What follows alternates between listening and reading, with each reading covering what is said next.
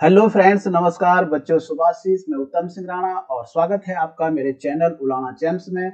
आज मैं आपके लिए बहुत अच्छा नवोदय एंट्रेंस एग्जाम का एक प्रैक्टिस सेट लेकर आया हूं।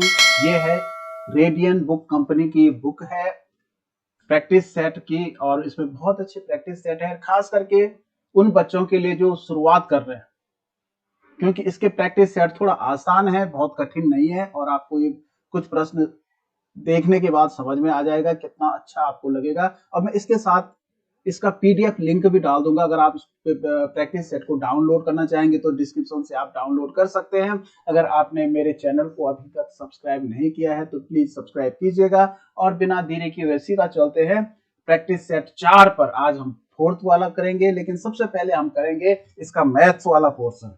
3 गिरजाघरों की घंटियां क्रमशः 10, 12, 15 मिनट के अंतराल पर बजती हैं। देखिए, ये घंटियां बज रही हैं 10 मिनट, 12 मिनट और 15 मिनट के अंतराल पे। तो जहां भी घंटियां बजने की बात आती है वहां समझ जाना चाहिए कि ये लॉ सौ वाला प्रश्न हो सकता है।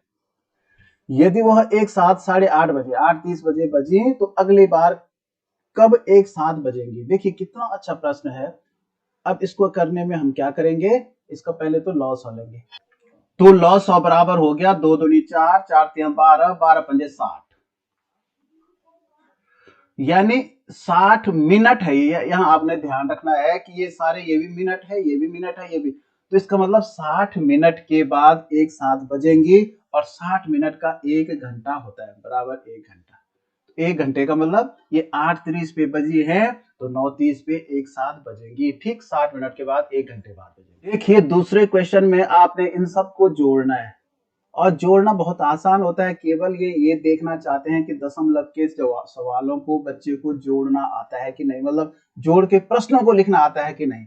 मेन अगर आपने प्रश्न सही लिख दिया तो, क्योंकि ये देखिए ये इकाई के नीचे इकाई, और ये 10वां भाग है तो 10वें भाग के नीचे 10वां, ये 100वां, ये 1000वां, ये 10,000वां।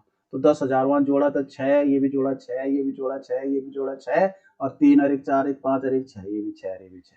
तो 16.66666, ये वाला देखिए, ये बिल्कुल सही आंसर। यदि x का 16% बराबर 0.008 है तब x का मान। बहुत आसान है, अपने आप प्रश्न कह रहा है कि x का मतलब गुणा 16% का मतलब 16/100 बराबर कितना है, 0.008।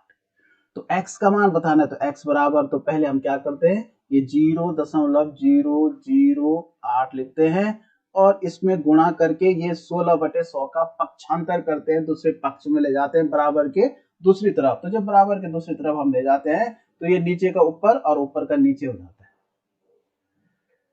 देखिए अब इसको, क्योंकि ये दशमलव वाला है और दशमलव से काटना थोड़ा दिक्कत हो जाएगी आपको, इससे सबसे बढ़िया है कि इसको हम 100 से गुणा करते हैं।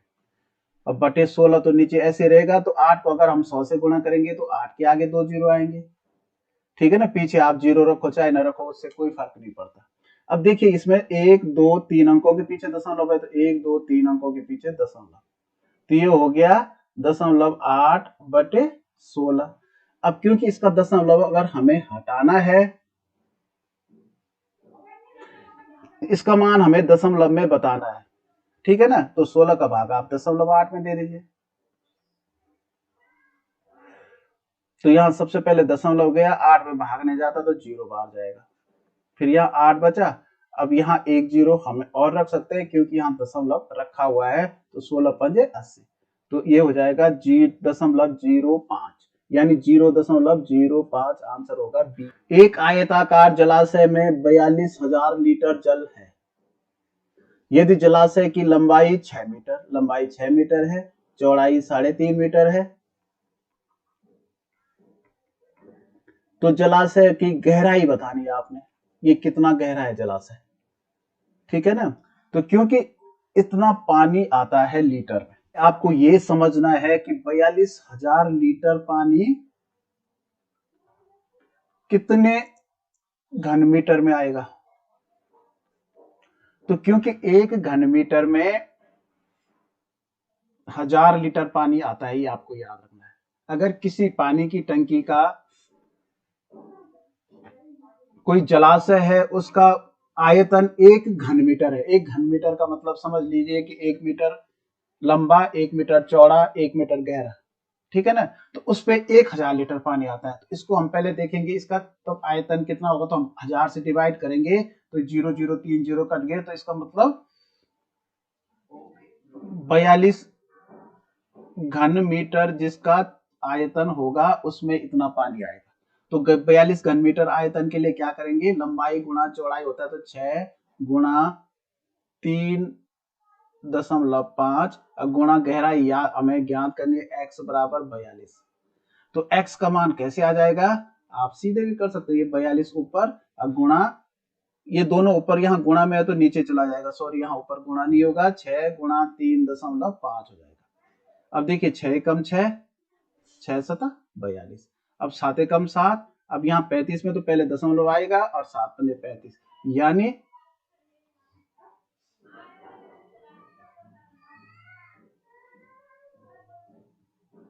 1/5। आप इसका दशमलव हटाएंगे तो 10 से गुणा करेंगे, 1/5 गुणा 10 नीचे और गुणा 10 ऊपर, यही तो होता है। तो यानी ऊपर हो गया 10 कम 10 और 10 पंजे 50 हो गया, और यहाँ एक अंक के पीछे दशमलव है तो 10/5 हो गया। तो यानी इसको काटेंगे तो 5 कम 5, 5 दूनी 10, यानी उत्तर आया 2 मीटर। तो इसकी जो गहराई होगी वो 2 मीटर होगी। साधारण ब्याज पर कितने प्रतिशत वार्षिक दर से कोई धन 15 वर्षों में 4 गुना हो जाएगा। कोई धन है, धन नहीं दे रखा है, क्योंकि 4 गुना हो रहा है तो इसका उत्तर, क्योंकि इसमें 3 चीजें होती है, 4 चीजें याद रखने बेटे। पहले मूल रूप से आपको याद रखना है मूलधन, फिर दर, फिर समय और फिर ब्याज। जो है ना, ये धन जो है 2 गुना नहीं हो रहा बल्कि 4 गुना हो रहा है। तो 4 गुने का मतलब 100 का 400 बनेगा, ठीक है ना। और 400 बनेगा तो इसमें ब्याज कितना मिलेगा हमें, 300, तो बराबर यहाँ पे हो जाएगा 300, ठीक है ना। तो यहाँ पे सबसे पहले हम, चलो ये 100 का करो चाहे आप इसका करो 300, कोई फर्क नहीं पड़ता, ये 300 हो गया, ठीक है। अब 15 कम 15, 15 दूनी 30 और 0 में 0 बार, यानी बराबर 20% की दर से ये धन जो है 15 वर्षों में 4 गुना हो जाएगा। 10 सेंटीमीटर त्रिज्या के गोले से 2.5 सेंटीमीटर त्रिज्या के छोटे गोले बनाए गए, छोटे गोलों की संख्या होगी। तो गोलों की संख्या हमें निकालनी पड़ेगी। ऊपर लिखेंगे बड़े का आयतन और नीचे छोटे का आयतन से भाग दे देंगे। कहने का मतलब छोटे का आयतन का भाग हम क्या करेंगे, बड़े के आयतन में देंगे। और जो गोले का निकालने का सूत्र होता है, आयतन निकालने का, वो होता है 4/3 पाई आर क्यूब। तो ये बड़े का आयतन ऊपर और छोटे का 4/3 पाई आर क्यूब नीचे, यानी इसका भाग हम इसमें दे रहे हैं। तो देखो 4/3 पाई तो कट गया, यहां भी है तो दोनों कट गए। अब क्या बच गया, ऊपर के लिए मैं आर बड़ा लिख देता हूं, नीचे के लिए आर छोटा लिख देता हूं, दोनों क्यूब बचे तो एक साथ क्यूब कर देता हूं। तो इसका मान कितना हो गया आपको, तो बड़े का जो आर है वो 10 सेंटीमीटर है और छोटे का आर है 2.5 सेंटीमीटर, इसका क्यूब हो गया। तो सबसे पहले जो है हमें दशमलव हटाने के लिए क्या करना पड़ेगा, यहाँ भी दशमलव रख के 1 0 करना पड़ेगा, या गुणा 10, कैसे भी आप करो जैसा आपको अच्छा लगता है। तो ये दोनों के एक अंक के पीछे दशमलव हो गया तो दोनों का दशमलव कट गया, तो इसका मान हो गया 100/25 और 100/25 का क्यूब।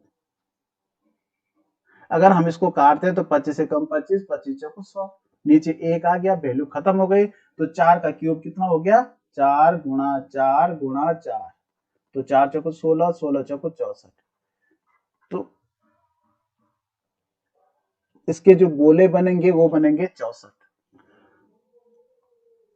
वह कौन सी संख्या है जो न तो भाज्य संख्या है और न अभाज्य, तो ऐसी संख्या एक है। 20 से 30 के बीच अभाज्य संख्याओं की संख्या, तो देखिए 20 से 30 के बीच जो अभाज्य संख्याएं हैं वो सबसे पहले है 23 और 29, केवल 2 संख्याएं, केवल 2 अभाज्य संख्याएं हैं।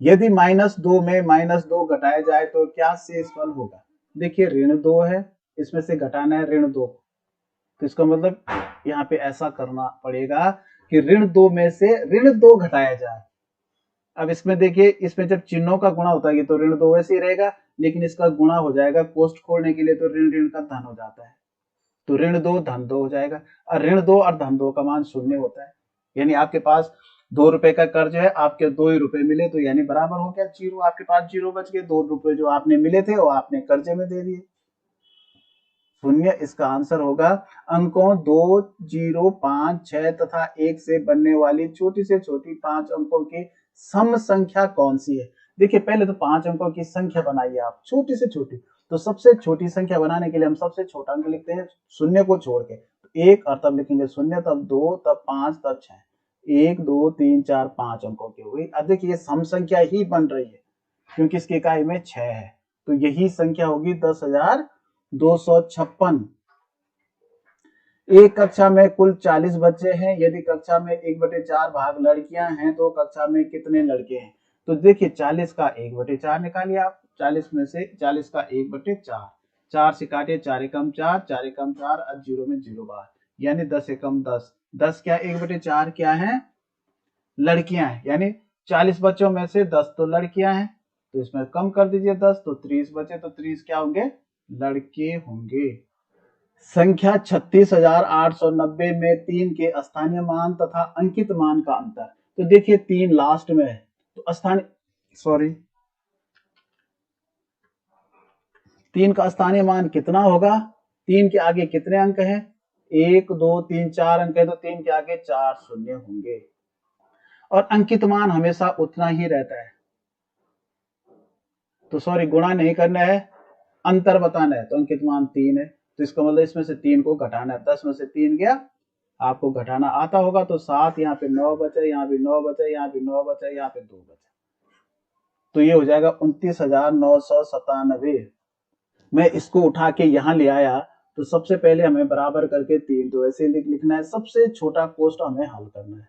इसको आप अलग पे भी कर सकते हैं, इसका देखिए सही हटाइए आप, 2 दूनी 4, 1 5, तो 5/2 ऋण 3 एकम 3 और 1 4, 4/3, तो नीचे 3 दूनी 6 हुआ, 6 बनेगा तो इसको 2 से गुणा करना पड़ेगा आपको, और इसको 3 से गुणा करना पड़ेगा, तो यानी नीचे दोनों 6 के बदले एक 6 लिख दिया मैंने, और यहाँ देखिए 5 यहाँ 15 हुआ, और 4 दूनी 8 हुआ, यानी यहाँ 15 हो गया ऋण 8, 15 में से 8 गया 7, तो इसका मतलब उत्तर 7/6 बचा। बाकी आप वैसे लिखिए, बड़ा कोष शुरू, इसका भी चाहे आप सही मिश्र भिन्न को हम विषम भिन्न में बदल देंगे, 2 दूनी 4, 1 5, तो 5/2 लिखिए, ऋण मंझला कोष शुरू, इसको भी बदल दीजिए, 3 दूनी 6 और 1 7, 7/2 ऋण, और ये कोष्ट लगाने की जरूरत नहीं है, सीधा आंसर लिखिए आप 7/6, और ये मंझला कोष्ट बंद और बड़ा कोष्ट बंद।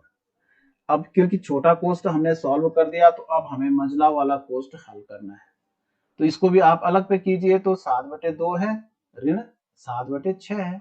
अब इस 2 का 6 बनाने के लिए कितने से गुणा करना पड़ेगा, 3 से,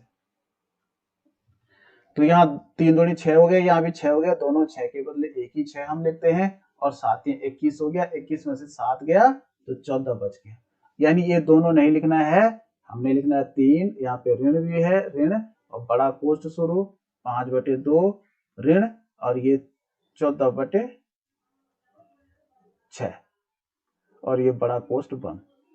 अगर आप इसको काटते हैं तो ये 2 से कट रहा है, 2 3 6, 2 7 14, तो फिर भी नीचे का बराबर नहीं हो रहा है, तो उससे बड़े इसको रहने दीजिए, बराबर 3 ऋण। अब इसको आप सॉल्व करिए, अलग पे भी कर सकते हैं, तो देखो इसको 6 बनाने के लिए 3 से गुणा करना पड़ेगा, ऊपर भी 3 से गुणा, तो नीचे दोनों के बदले, दोनों 6 के बदले एक 6 आ गया, और यहाँ 5 यहाँ 15 हो गया, 15 में से 14 गया तो 1/6, 3 में से अगर हम 1/6 घटाएंगे तो इसका बटा 1 करना पड़ेगा, गुणा 6 गुणा 6, तो 6 3 18 हुआ, नीचे दोनों 6 के बदले एक 6 आया, और 18 में से 1 गया तो 17, 17/6 आंसर। अब क्योंकि यहाँ ये विषम भिन्न है, तो 6 का भाग फिर 17 में देना पड़ेगा, तो 6 दूनी 12, और बचा 5, तो 2 सही 5/6, 2 सही 5/6 आंसर होगा।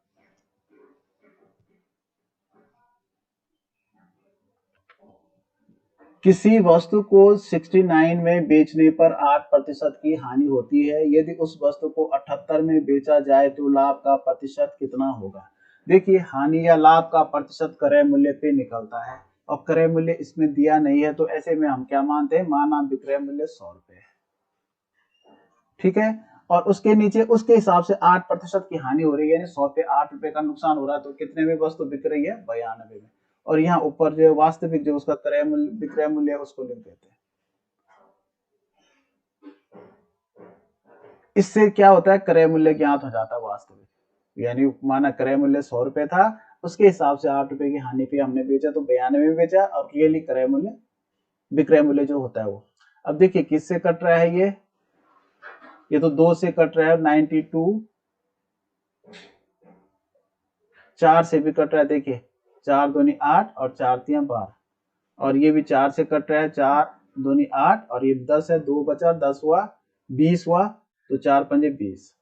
अब देखिए 23 से ये कट रहा है, 23 से कम 23 23 तियां होते हैं 69, तो 25 तियां 75, यानी जो वस्तु का क्रय मूल्य था वो 75 रुपए था। ये सीपी हो गया क्रय मूल्य। क्रय मूल्य बराबर इतना था। क्रय मूल्य कैसे निकालना है, मानव वस्तु 100 रुपए की है तो 8 के नुकसान से हमने 92 में बेचे, तो 100/92 और उसको किसी से गुणा कर देना है।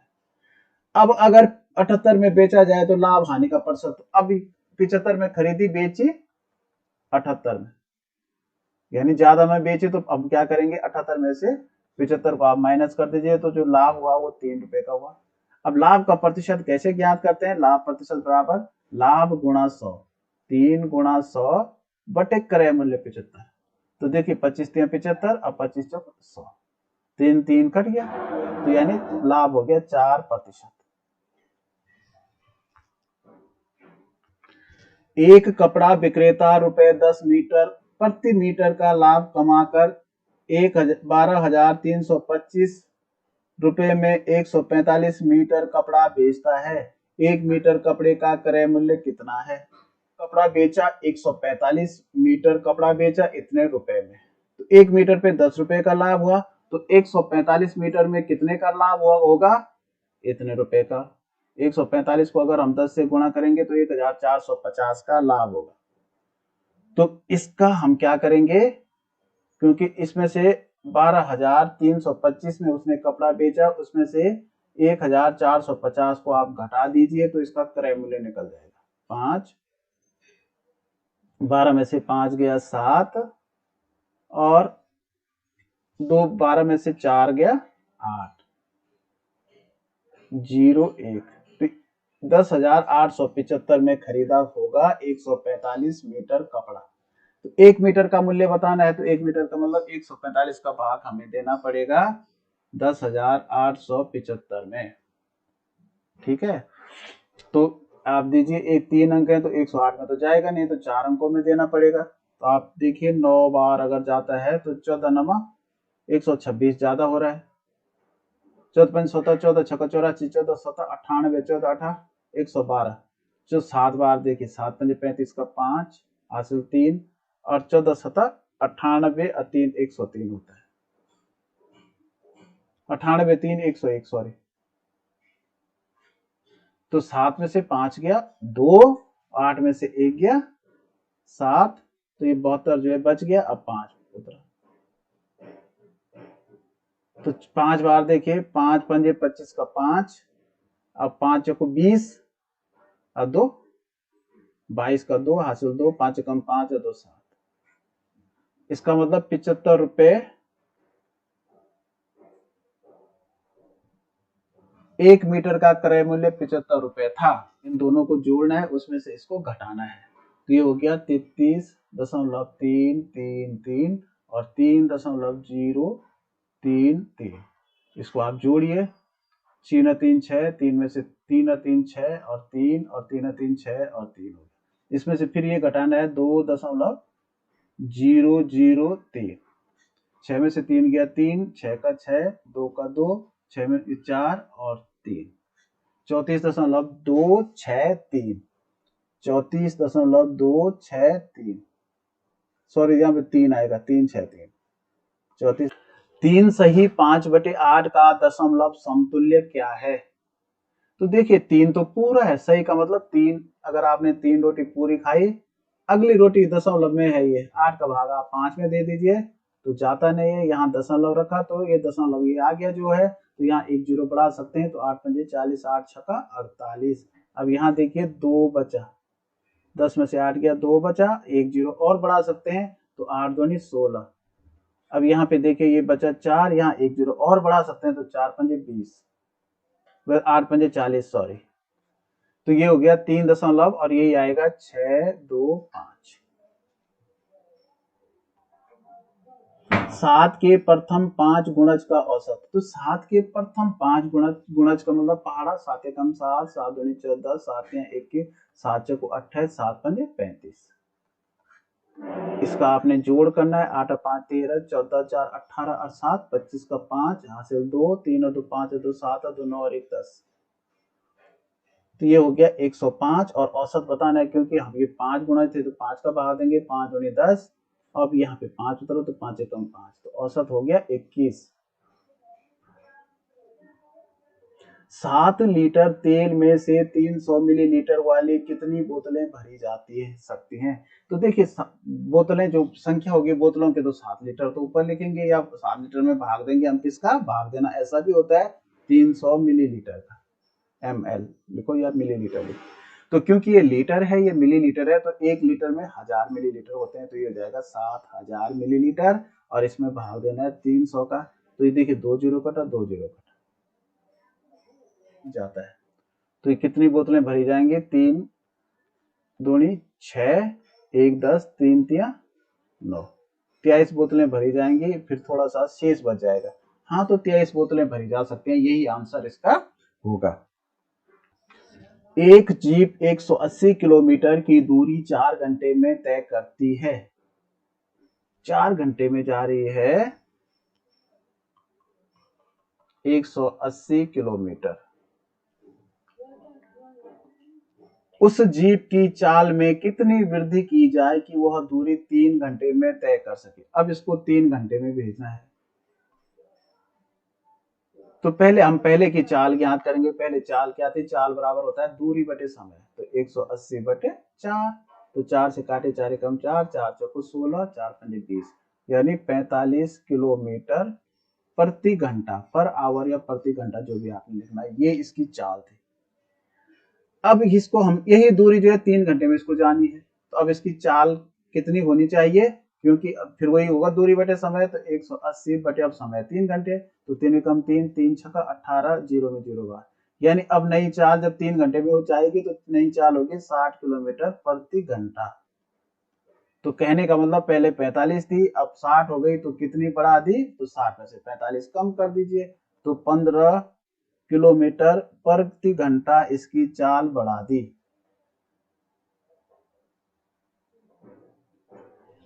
ठीक है।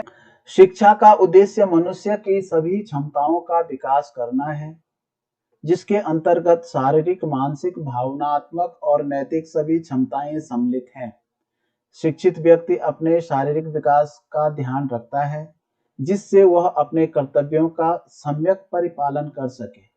बौद्धिक विकास से अभिप्राय केवल यह नहीं है कि शिक्षित व्यक्ति कुछ तथ्यों को ही जान लेता है, बल्कि यह है कि वह जीवन के सभी क्षेत्रों में ऐसा व्यवहार करता है जो बुद्धि विरोधी न हो। साहित्य और ललित कलाओं के प्रति अनुराग और उनके स्तर की पहचान को भी शिक्षित व्यक्ति का एक आवश्यक गुण समझा जा सकता है।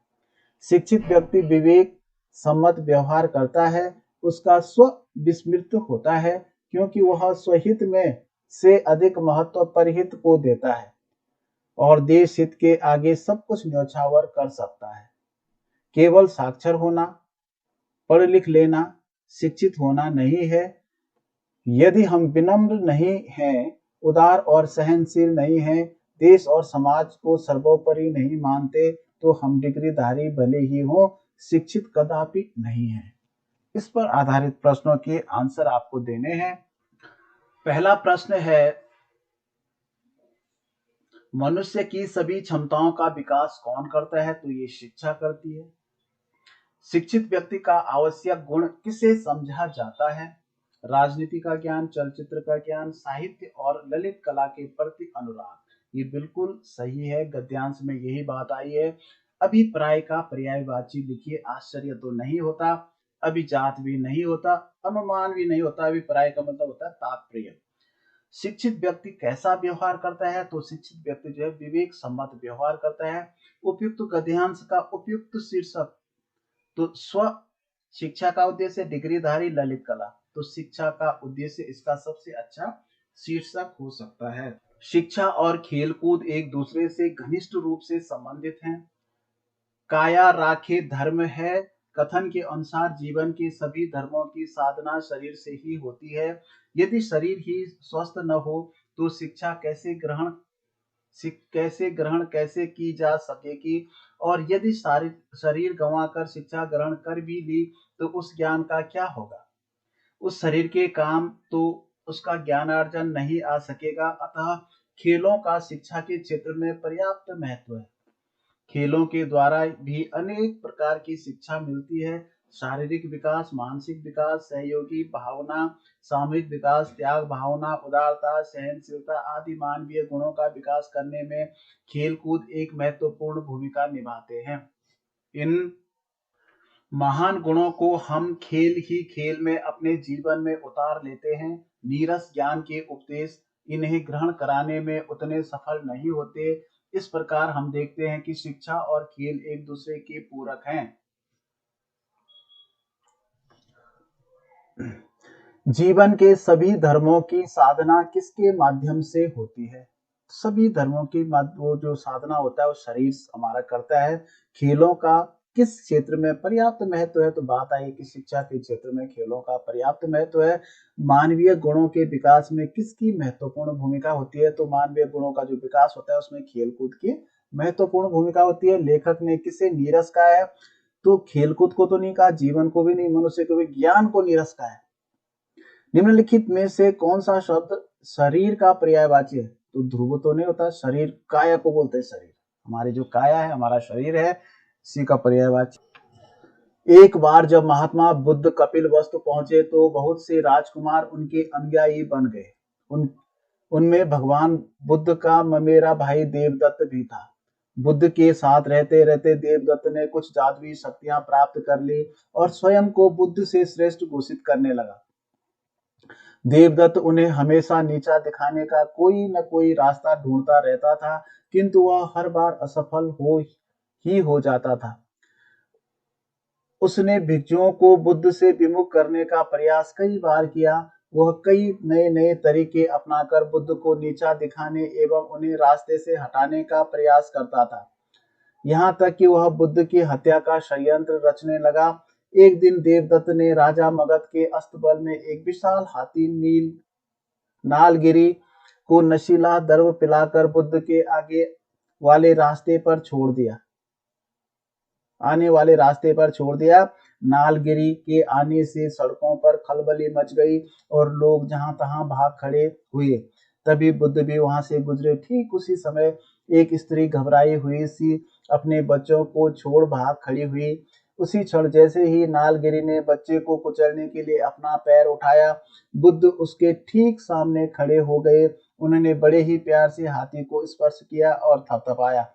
बुद्ध के स्पर्श से नालगिरी घुटने टेक बुद्ध के सामने बैठ गया। महात्मा बुद्ध कहाँ पहुंचे? तो ऊपर बात आई थी कि महात्मा बुद्ध कपिलवस्तु गए थे। उनके अनुयायी कौन थे? बहुत से राजकुमार उनके अनुयायी थे। देवदत्त कौन था? तो ऊपर बात आई उनका ममेरा भाई था। देवदत्त ने किस राज्य के अस्तबल से हाथी को लिया? तो वह मगध के अस्तबल से उन्होंने हाथी लिया था। उस विशाल हाथी का नाम क्या था? तो ऊपर बात आई, उसका नाम था नालगिरी। तुम सुबह से रात तक अपने आसपास अनेक परिवर्तन होते हुए देखते हो। यह परिवर्तन तुम्हें घर, विद्यालय, खेल के मैदान अथवा किसी अन्य स्थान पर दिखाई देते हैं। उदाहरण के लिए तुम्हें कुछ ऐसे परिवर्तन दिखाई देते हैं जैसे मौसम में आकस्मिक परिवर्तन, वर्षा, पौधों पर फूल आना, बीजों का अंकुरित होना, फलों का पकना, वस्त्रों का सूखना, दिन रात में परिवर्तन, बर्फ का पिघलना, पानी का भाप बनना, ईंधन का जलना, चावल का पकाना, दूध से दही बनना, लोहे पे जंग लगना, आतिशबाजी का जलना आदि। परिवर्तनशील वस्तुओं में विभिन्न प्रकार के प्रत्यावर्तन भी हो सकते हैं, जैसे स्थिति, आकृति, आकार, रंग, अवस्था, तापमान, बनावट तथा संरचना में बदलाव। परिवर्तन का सदैव कोई न कोई कारण होता है। निम्नलिखित में से कौन सा शब्द जड़ का विलोम है? तो जड़ का पेड़ नहीं होता, जड़ का होता है चेतन। दूध का पर्यायवाची सलिल पानी का है। अमृत तो अमृत होता है, सुधा। और नीर का मतलब भी पानी होता है। क्षीर का मतलब होता है, नीर क्षीर बोलते हैं दूध और पानी को, तो नीर मानी पानी, क्षीर का मतलब दूध। अचानक घटित होने वाला, इसे कहते हैं आकस्मिक।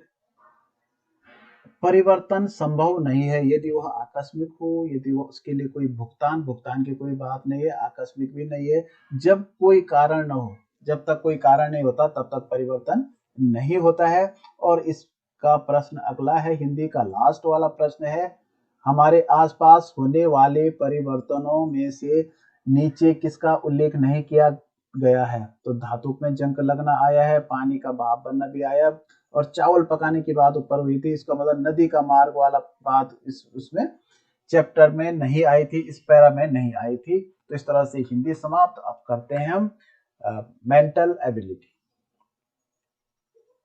देखिए पहला, ये जो 4 क्वेश्चन है, इनमें चारों आकृतियों, 3 आकृतियां किसी न किसी रूप से समान है, 3 फिगर, और एक फिगर जो है असमान है। उस असमान वाले फिगर को आपने छांटना है। तो ये देखिए, ये इसमें असमान आपको कौन सा लग रहा है?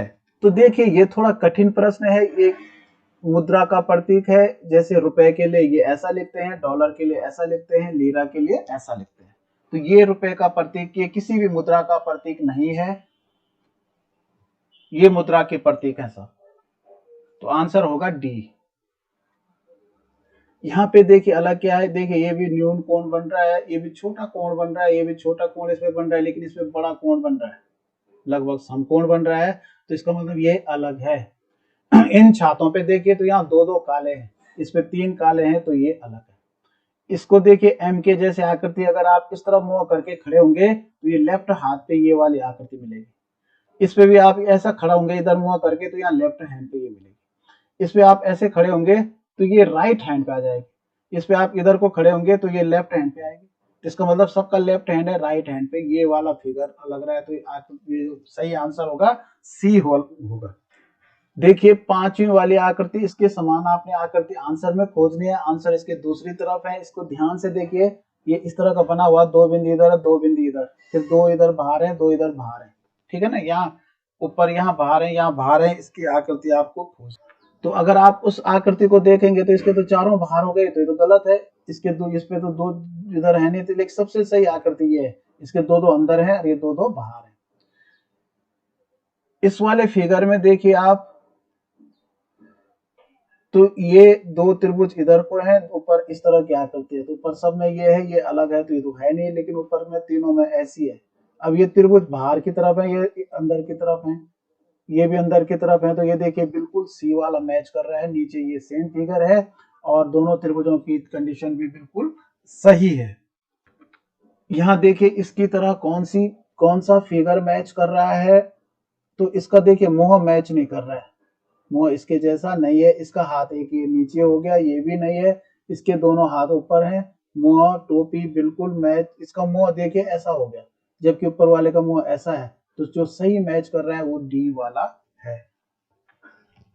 यहाँ देखिए समस्या आकृति से जो सही मैच कर रहा है, यहाँ त्रिभुज है लेकिन इस पे वर्ग है। यहाँ जो है 3 है, यहाँ 2 ही है। इस पे देखिए 3 है, त्रिभुज है ऊपर, ये बिल्कुल मैच कर रहा है सी वाला। यहाँ आपने देखना है कि इन्हीं फिगर की तरह यहाँ क्या आएगा इसमें। तो सबसे पहले तो यहाँ काला हो रखा है, तो यहाँ भी ऐसा करके काला हो जाएगा, ठीक है। तो ये वाला भाग काला, देखिए अगर सही डायरेक्शन मैच करेंगे तो ये डी वाला काले पे ही मिल रहा है, बाकी ये फूल जैसे यहाँ बने वैसे नहीं, वैसे नहीं बने, क्योंकि इसका जो है ना ये वाला हिस्सा कटा है, इसका भी अंदर वाले हिस्से कटे हैं। यहाँ पे ये अंदर वाला हिस्सा कटा नहीं, अंदर वाला हिस्सा कटा है सी वाले का, इस तरह का बना है। तो ये सी वाला बिल्कुल मैच कर रहा है। यहाँ देखिए आप इसको गोला को आप मिलाइए और जैसे यहाँ कर रखा है इसको आप ऐसे मिलाइए, यहाँ अंदर आयत बना है तो, और यहाँ जो है ये वाला निशान ऐसा बना है। तो बिल्कुल देखिए यहाँ अंदर ये मैच कर रहा है ए वाला। यहाँ इस तरह के फिगर बने हैं देखिए, तो यहाँ पे ये डंडा मिलाया और डंडे के साथ जो है यहाँ भी ऐसा किया और तब ये इस तरह से बना हुआ है। और ये दो दो ये भी हैं। तो अगर आप इसको देखेंगे तो बाहर की तरफ तो गोला नहीं है, गोला अंदर की साइड है, तो ये डी वाला बिल्कुल मैच कर रहा है। अंदर जो है दो गोले हैं तो यहाँ पे अंदर दो गोले हैं, तो यहाँ पे अंदर की तरफ दो गोले और किसी में नहीं है। इसको देखिए तो इसका पूरा ये पूरा वर्ग बनेगा और यहाँ से ये मिल जाएगा और यहाँ गोला, यहाँ गोला। फिर इसको भी मिलाएंगे ऐसा, यहाँ इसको भी ऐसा मिलाएंगे।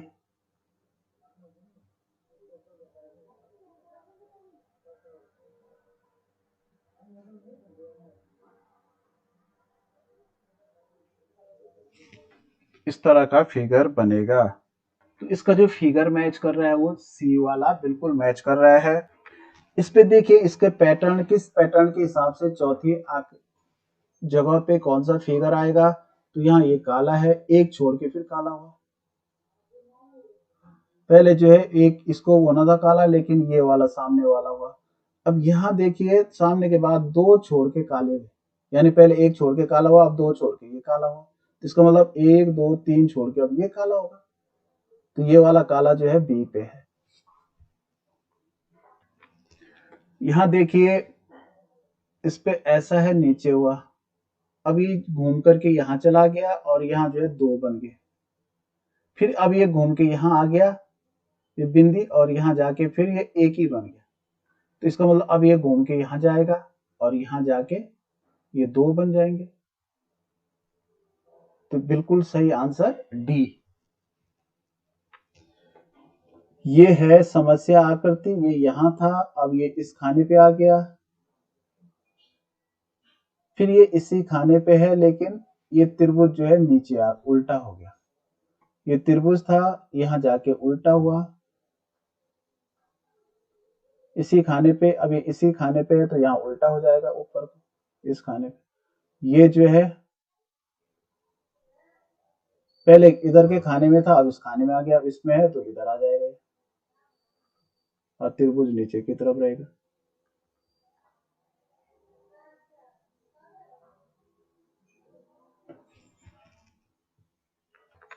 देखिए इसको अगर हम देखें तो ये यहाँ था, ये सेम इधर इस वाले खाने में आ गया, तो अब ये इधर ही है तो यहाँ आ जाएगा, तो यहाँ आ जाएगा। सेम इसका नीचे है तो नीचे कोई रहेगा, ये या ये, दोनों सही है। अब ये त्रिभुज यहाँ था, ये अपनी जगह पे उल्टा हो गया, अब यहाँ है तो अपनी जगह पे ऊपर को हो जाएगा ऐसा। तो यहाँ तो है नहीं, तो इसका मतलब इसका आंसर ए है। यहाँ देखिए 3 या 3 6 3 9 गोले हैं। यहाँ पे एक गोला कटा, एक और यहाँ से एक गोला नीचे से कम हो गया। यहाँ दो कट लगे, दो गोले कम हो गए, तो ऊपर अब 3 कट लग जाएंगे और नीचे तीनों गोले कम हो जाएंगे। तो यहाँ 3 गोले, 3 कट और 3 गोले इसका आंसर होगा, तो ए वाला होगा। यहाँ देखिए जो संबंध इसका इस आकृति से है वही संबंध इसका इनमें से किस आकृति से है, ये आपको बताना है। तो इसमें देखिए 1 2 3 4 भुजाएं हैं, तो 4 ही रेखाएं बन गई। तो इसमें 5 भुजाएं 1 2 3 4 5, तो यहाँ 5 रेखाएं बनेंगी। तो 5 रेखाएं ये वाली हैं। इसमें देखिए ये वाला पैटर्न है और यहाँ अंदर आके ये चारों जुड़ गए। इसमें ये है तो यहाँ भी चारों जुड़ जाएंगे, ठीक है ना।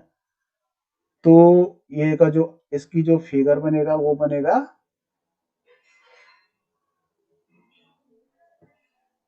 बी वाला। इसमें देखिए यहाँ प्लस का निशान है और ये इस तरह से अंदर है। अब तो यहाँ ये गुणा का निशान हो गया और ये जो है इस तरह से इस शेप बन गई। तो यहाँ देखिए ये प्लस का निशान है तो यहाँ पे गुना का निशान हो जाएगा, ठीक है ना। और इसमें जो ये शेप बनेगी ये बन जाएगी, तो इसका मतलब ये सी वाला आंसर बिल्कुल सही होगा।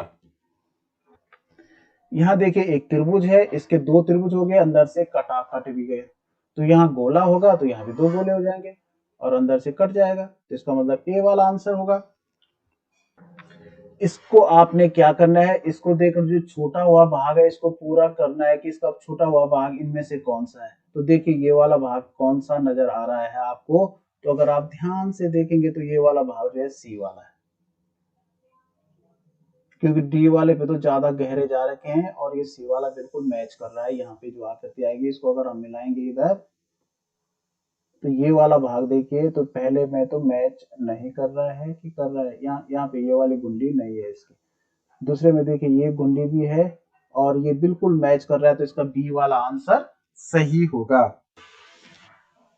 इसको भी आप मिलाएंगे इस तरह से और इस तरह से। अब देखिए ऊपर वाला भाग कौन सा मैच कर रहा है, तो ध्यान से अगर आप देखेंगे तो बिल्कुल सी वाला मैच कर रहा है।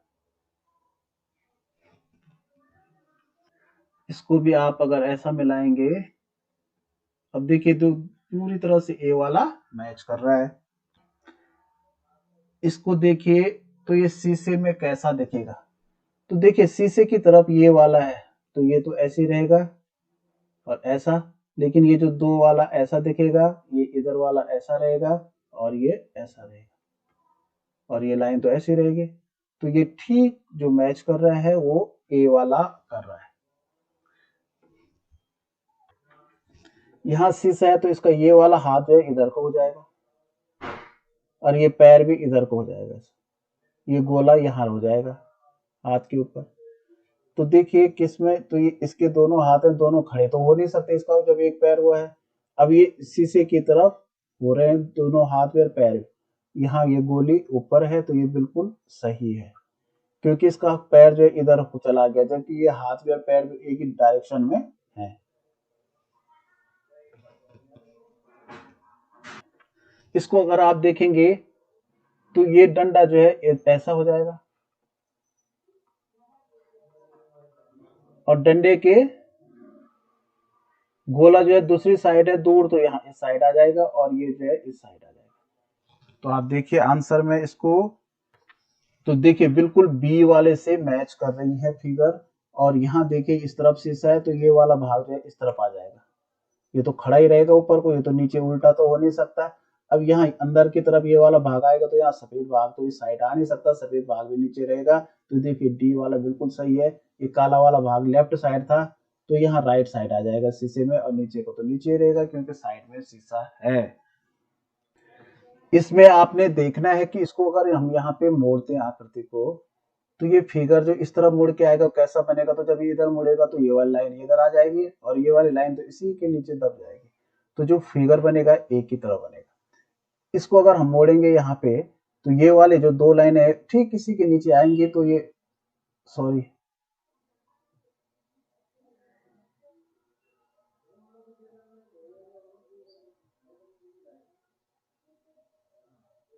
ए और बी एक जैसा है, तो या ए और या तो ए इसका उत्तर होगा या तो बी होगा, क्योंकि इसमें मुझे कोई अंतर नहीं लग रहा है। ये तो चारों फिगर एक जैसे हैं तो इसका आंसर सारे हैं। देखिए इसको जब हम इधर को मोड़ेंगे तो ये यहाँ आ जाएगी ये लाइन, ठीक है ना, और ये वाली लाइन ऐसे आ जाएगी और फिर ये वाली लाइन ऐसे आ जाएगी, तो ये जो फिगर बनेगा ए वाले की तरह बनेगा। यहाँ देखिए ये वाला है, इसको जब हम मोड़ेंगे तो ये वाली डब्बी यहाँ जाएगी, डब्बी का मुंह बाहर की तरफ, काला इधर नहीं होगा बल्कि इधर होगा जैसे इसमें है, ठीक है। और ये दोनों लाइनें ऐसे चली जाएंगी, तो बिल्कुल बी वाला आंसर सही है। इन प्रश्नों में जो ये फिगर दे रखे हैं इनको मिला करके इनमें से कौन सी आकृति बन रही है, तो देखो एक बड़ा त्रिभुज है, ये दो ऐसे फिगर है, एक छोटा त्रिभुज है, ये जो है सामा ये चतुर्भुज है एक छोटा पतला सा, तो देखिए पतला सा चतुर्भुज ये बन रहा है, ये छोटा वाला त्रिभुज ये है, ये बड़ा वाला त्रिभुज देखिए तो ये है, और ये जो दो फिगर हैं ये दोनों फिगर ये है। तो बिल्कुल बी वाली आकृति बन रही है इनसे। इनको देखिए दो अर्धवृत्त हैं और दो आयत है, दो आयत ऐसे जुड़ेंगे, दो अर्धवृत्त ऐसे जुड़ेंगे तो ये फिगर बन जाएगा। ये देखिए ये इस तरह के हैं, दो अर्धवृत्त हैं लेकिन इस तरह के कटे हुए हैं, और एक ये सीधा है और दोनों तरफ तीर जैसे फिगर है। देखिए अगर हम गौर से देखें इसको तो ये जो दो तीर जैसा फिगर ये आ गया, और एक ऐसा फिगर था, एक ऐसा फिगर था, तो ये डी वाला बिल्कुल मैच कर रहा है। यहाँ देखिए कितने त्रिभुज हैं, 1 2 3 4 5 6 त्रिभुज, 1 2 3 4 5 6 त्रिभुज। देखिए दो त्रिभुज बड़े बड़े हैं ये वाले, और ये समान आकृति के ये छोटे छोटे हैं, तो ये बिल्कुल एक फिगर बन रहा है क्वेश्चन नंबर 36 में। अब आपने देखना है कि ये वाला फिगर, ये जो लाइन मार रखी है इस तरह की जड़ जैसी, ये इनमें से किस लाइन पे है। तो आप देखिए गौर करेंगे तो इसमें ये साफ दिख रहा है, तो इसका आंसर होगा सी। ये वाला फिगर किस में मैच कर रहा है, तो यहाँ देखिए तो ए वाले फिगर में ही है।